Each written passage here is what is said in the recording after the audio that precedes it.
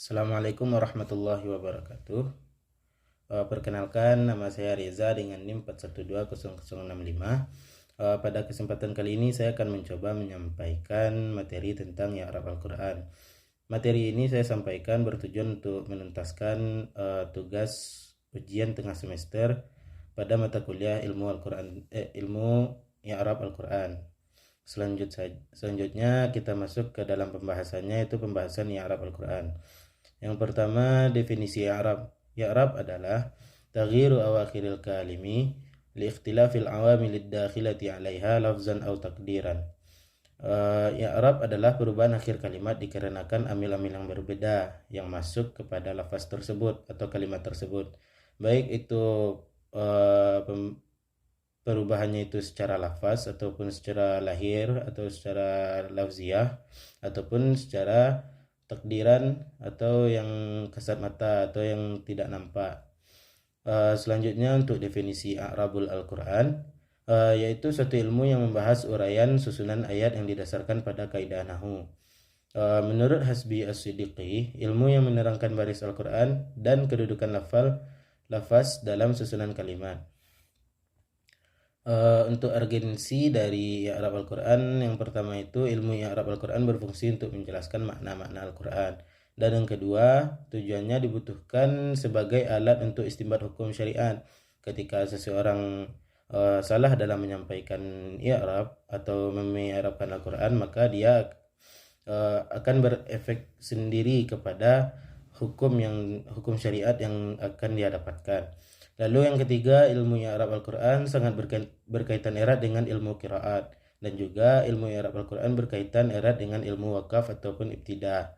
Ketika seseorang baca Al-Quran, maka dia harus paham di mana tempat berhenti ataupun memulai untuk membacanya gitu. Lalu untuk dalilnya terdapat di dalam surat Al-Hijr ayat 9, yang artinya itu sesungguhnya kami menurunkan Al-Quran dan kami menjaganya. Maka kita di sini diperintahkan juga untuk menjaga Al-Quran dengan cara mengi'rabkan Al-Quran itu sendiri. Dan juga terdapat di dalam beberapa hadis, a'ribul Quran, i'rabkanlah olehmu akan Al-Quran gitu. Lanjut, sejarah i'rab Al-Quran. Sejarah i'rab Al-Quran, yang pertama itu pada masa kepemimpinan Khalifah Sayyidina Ali bin Abi Thalib, pada kekuasaan Islam semakin berkembang. Dengan semakin berkembangnya wilayah Islam, banyak di kalangan umat yang tidak menguasai bahasa Arab, sehingga mereka seringkali melakukan kesalahan dalam membaca Al-Quran. Melihat hal tersebut terjadi, adalah inisiatif dari Abu Aswad Al-Duaili untuk melakukan menuliskan kaidah bahasa Arab agar masyarakat bisa membaca Al-Quran dengan benar. Seiring berkembangnya zaman, muncul kekhawatiran oleh kalangan non-Arab, yang mana pada masa Muawiyah bin Abu Sufyan, beliau menulis surat kepada gubernur Basrah yaitu Ziyad bin Samiyah untuk menemui Abu Aswad Ad-Duaili dan meminta untuk membarisi atau mengharkati Al-Quran. Namun Abu Aswad Ad-Duaili itu menolaknya dan memakruhkannya. Lalu pada suatu peristiwa ketika Abu Aswad Ad-Duaili mendengar kesalahan dalam membaca Al-Quran, beliau bersedia memulai permintaan dari Ziyad tersebut untuk memberi tanda baca ataupun mengharkati mushaf Al-Quran, yang pada akhirnya disempurnakanlah oleh Khalil bin Ahmad Al-Farahidi. Sekedar fun fact untuk kawan-kawan sekalian, Sayyidina Ali bin Abi Thalib merupakan bapak ilmu nahu di dalam Islam. Selanjutnya, hubungan i'rab dengan mufassir dan juga penafsiran. Hubungannya itu memiliki hubungan erat dengan tafsir Al-Quran, yang itu pasti. Yang kedua, i'rab Al-Quran menjadi dasar yang penting dalam proses tafsir, membantu mufassir dalam memahami struktur kalimat dan menafsirkan ayat-ayat Al-Quran dengan lebih tepat dan memahami pesan yang ingin disampaikan secara lebih mendalam. Selain itu, penjelasan gramatikal dan i'rab Al-Quran juga sering digunakan dalam tafsir untuk memberikan pemahaman yang lebih komprehensif tentang makna ayat Al-Quran. Selanjutnya metode i'rab serta syarat dan adab mengi'rabkan Al-Qur'an. Untuk metodenya, yang pertama menentukan jenis atau kata dari bahasa Arab tersebut. Dan yang kedua, menjelaskan hukum atau kata kalimat dari segi i'rab dan bina. Yang ketiga, menjelaskan jenis i'rab dan sebabnya. Yang keempat, menjelaskan tanda-tanda i'rab. Yang kelima, menjelaskan kedudukan i'rab. Contohnya tersebut pada daraba Zaidun contohnya. Maka kita harus menjelaskan daraba itu adalah fi'il dan Zaidun itu adalah isim gitu. Untuk syarat-syarat i'rab, nah, yang pertama dawabit al-makna, kriteria dari segi makna, yang artinya memahami makna kata yang diarabkan baik dalam bentuk tunggal, frasa ataupun klausa, dan menganggap makna dan i'rab menjadi satu kesatuan. Yang kedua dawabit al-rasmul qiraah, kriteria dari segi tulisan dan qiraah, yaitu aspek i'rab sesuai dengan tulisan pada mushaf dan menolak pendapat yang keluar dari ketentuan Rasmul Utsmani. Yang ketiga dawabit al-sinaah al-i'rabiyah, kriteria dari segi formulasi i'rab, yakni harus menjaga kesahihan makna ketika mi'rab dan menghindari hal-hal yang masih samar serta mengungkapkan i'rab dari jalur yang kuat. Adab seseorang untuk mengi'rabkan Al-Quran. Yang pertama, adab ilmiah wal fikriyah, menguasai bahasa Arab dan seluruh aspeknya, memiliki wawasan yang luas tentang ilmu Al-Quran. Yang kedua, adab talaqi wa takril al-ahkam. Yang pertama, amanah terhadap ilmu dan memiliki sifat tawadu, menuntut ilmu kepada ahlinya, cermat dalam menetapkan hukum. Lalu selanjutnya adab uslubiyah mustalahiyah, menggunakan uslub yang jelas dan menghindari pemaksaan, mengambil mustalah yang layak dengan kitab.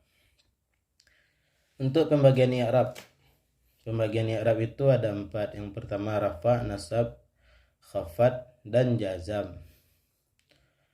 Untuk pembahasan yang pertama adalah rafa. Rafa itu mempunyai 4 tanda. Yang pertama harkat dhammah, terdapat pada isim mufrad. Contohnya ja'a Zaidun, maka Zaidun itu adalah isim mufrad. Jamak taksir, jamak muannas yang salim, dan fi'il mudhari'. Fi'il mudhari' contohnya yadribu, yansuru, yukramu, yukrimu. Yang kedua huruf waw, terdapat pada jamak muzakkar dan asmaul khamsah. Contohnya abuka, ja'a abuka, telah berdiri bapak engkau, maka waw tersebut sebagai tanda rafa di sana.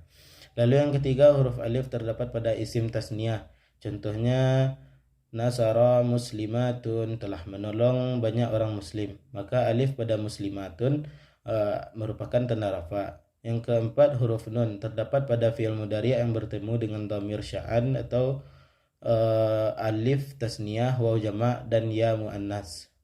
Maka contohnya tersebut yadribuna. Nah di sini nun di sini sebagai tanda rafa. Lalu pembahasan yang kedua tentang pembagian i'rab yaitu nasab. Yang pertama adalah harkat fathah, terdapat pada isim mufrad, jamak taksir, dan fi'il mudhari'.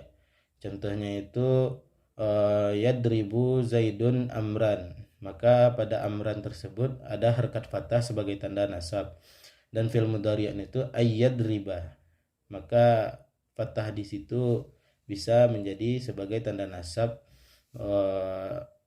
Lalu yang kedua huruf alif, terdapat pada asmaul khamsah. Yang tadi ja'a abuka, maka dia ketika di tempat nasab maka dia berubah menjadi abaka ataupun akhaka dan lain-lain. Yang selanjutnya harkat kasrah terdapat pada jamak muannas yang salim. Lalu huruf ya terdapat pada jamak muzakkar dan isim tasniyah. Dan yang terakhir ada hazaf nun, membuangkan huruf nun, terdapat pada af'alul khamsah. Contohnya itu lam yadribu, maka di situ tuh hazaf nun menjadi tanda nasab.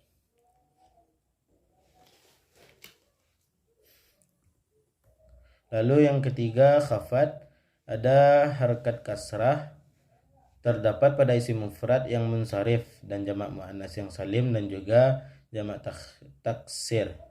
Contohnya itu ra'aitu Zaidan bi amrin. Maka amrin di sini sebagai tanda khafat yaitu kasrah. Huruf ya yang kedua terdapat pada asmaul khamsah, isim tasniyah dan jamak muzakkar.